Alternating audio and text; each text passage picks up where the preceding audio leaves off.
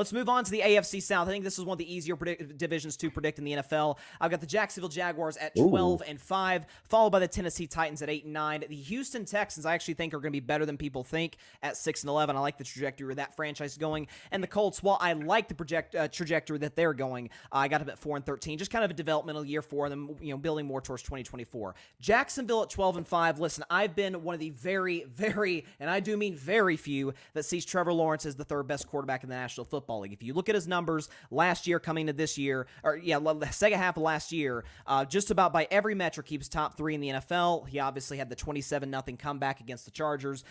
Didn't play bad against Kansas City in that divisional round game, just didn't get the benefit of the doubt on some drops and some turnovers, some fumbles by some of his skill position players. But Jacksonville's young. They made the playoffs last year. There's no reason to believe that they won't be better in 2023. I think Trevor and Doug Peterson are one of the most lethal head coach quarterback combos in the NFL. Tennessee, I actually considered putting in the playoffs, but that offensive line scares me, Ryan. It's as bad as it gets. Obviously, adding DeAndre Hopkins was huge for them. It's really the strongest case you can make is that you still rely on Derrick Henry. DeAndre Hopkins is still a top 10, top 5 caliber guy, wide receiver. And the defense, listen, it struggled at the end of the season with injuries, but I still am not sure whether or not that they can stop some of the league's elite offenses. Houston at 6-11. Listen, they're not a playoff team, but you and I both like C.J. Stroud out of Ohio State. I know I really like D'Amico Ryans, the head coach. I think they've made some good moves in the defense. Offense, actually, the wide receiving core is better than people give it credit for. Like John Mechie coming back, God bless him, from cancer, and you got some other guys over there. They added Dalton Schultz. Damian Pierce was a really good running back for him. So I actually kind of think Houston's going to be pretty competitive in some games. And then the Colts at 4-13. I think Richardson has a ton of potential. I just don't think he's not the type of prospect who's just going to pop year one. It's going to take some time. It's going to take some growth and development, but that's where I got the AFC South. Ryan, your thoughts and your predictions for this division. You know what? I think we agree on this one. Although, like you said, I like Anthony Richardson. I think he's with a good coach that understands how to use mobile quarterbacks, a la Jalen Hurts. But the loss of Jonathan Taylor, because he wouldn't even be available to play until week 6 or 7. I forgot what it was, because he's on the early in the season. He's on the PUP list now or some whatever reason. And his unwillingness to even stay in that franchise, that really is going to hurt Anthony Richardson, because behind a young quarterback, you need a good running back or a good running game to help him. And I don't think they'll have that. And so I agree. If Jonathan Taylor was in a good situation with the Colts, I would probably switch them with the Texans.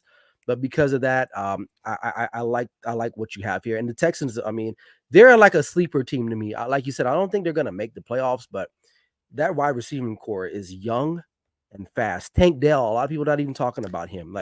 They got the guy out of Houston, a rookie. He's I did one of my clutch combine videos on him. Very, very explosive type of player. And in any offense, you need that guy that can just put fear in the hearts of the defense. And CJ Stroud, I think, might end up being the best quarterback out of this class, I think. And he's with a coach that is defensive minded. Now, how will that work out in the end? He really doesn't work out typically too often, but it'll be stable. And we'll see what they can do. And then the Tennessee Titans, look, Mike Vrabel is just a really good football coach. And I think he's going to literally scheme this team to be in the mix somehow, some way. Now, they won't win the division because we all can agree Jacksonville is the class of this division for the foreseeable future with the young quarterback, Doug Peterson back there, the offensive prowess that they have. Their defense isn't too shabby either. And so, yeah, I totally agree with all these picks here. Yeah. So listen, I guess great people think right. We're lockstep on this division. But let's see what people in the comments think. So Darian Hopkins says he's got Jags Texans. He likes the Texans even more than we do, Ryan. Yeah. Jags Texans. I like Titans, them, but not that much. Sure. I mean, listen, I can't doubt the greatness of Mike Vrabel and what he's proved as a head coach. Let's see. We've got Devin. He says Jags, Titans, Colts, Texans. So he's got the Texans finishing in last, but mostly lockstep. Barry says Titans still have one of the best coaches in the entire NFL. Vrabel will get them through. Listen, and if they're in the playoffs, it's kind of like, we're looking at the end of the season. It's January. There's the Tennessee Titans. I mean, they were the number 1 seed until Tannehill went down. They had some injuries to their defense, and they very well easily with Joshua Dobbs, my man out of Tennessee, they almost beat Jacksonville in that last game to get in the playoffs. So if they get in, I wouldn't be shocked. But man, you gotta, as I always say, if an offensive line is like an air conditioning unit, if it's not working, that's the only time you can tell when it's there. It's and Tennessee's is I mean they lost Taylor Lewan. I mean it's really, really bad. So, now they did draft a kid out of Northwestern, I believe. Yes. So maybe he can help bolster them or keep them afloat a little bit, but DeAndre Hopkins was a big signing for them, at Huge. least, because at least now you have a go-to guy on the outside. Because Traylon Burks, I kind of gave up on him. And me and Dev were talking about this a couple weeks ago on it wasn't Dev, it was Patrick, about a month or two ago, about he's one of those second-year receivers that is kind of be like, well, it's a make it or break it type of year for him. And he's fortunate to have DeAndre Hopkins there now, because now that load is kind of being taken off of him, and maybe he can kind of maneuver a little bit, and he won't see the double coverages that DeAndre Hopkins is going to see. So maybe he might emerge. And maybe, I'm not sold on the guy, but maybe being in a room with him, with D-Hop, might kind of rub off on the kid, and we'll see what happens. It's more than possible. I mean, it happened with I guess this is to a lesser degree, but this happened when Devontae Adams was like the third string guy behind Jordy Nelson, Randall Cobb, and look what he's developed into. So it's there's definitely precedent for it. Our guy Parnell's in the comments. He says, which QB in the NFC East division is under the most pressure? Well, you will have to stay tuned for the NFC East, Parnell. I know he's obviously our big Commanders guy here at the Grid. Let's see. Patrick says the Jags have a first place schedule. Big games against Kansas City, Buffalo, and Cincinnati. Those 3 games will be tests for them. He says they get the Chiefs in week 2.